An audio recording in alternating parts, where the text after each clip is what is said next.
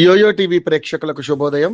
ఈ రోజు bullion market లో బంగారం వెండి ధరలు ఏ విధంగా ఉన్నాయో ఒకసారి మనం చూద్దాం. గత కొన్ని నెలలుగా బంగారం వెండి ధరలు వేగంగా పెరుగుతూ వచ్చాయి. కానీ 2026 జూన్ లో బంగారం వెండి విలువైన లోహాల ధరలు అందరినీ ఆశ్చర్యపరిచాయి. గత కొన్ని రోజులుగా బంగారం వెండి ధరల్లో గణనీయమైన తగ్గుదల కనిపించింది. మల్టీ కమోడిటీ ఎక్స్చేంజ్ MCX లో జూన్ 1 నుంచి బంగారం ధర 10 గ్రాములకు దాదాపు 15,000 మేర పడిపోయింది. ఇది 9.73% తగ్గుదల.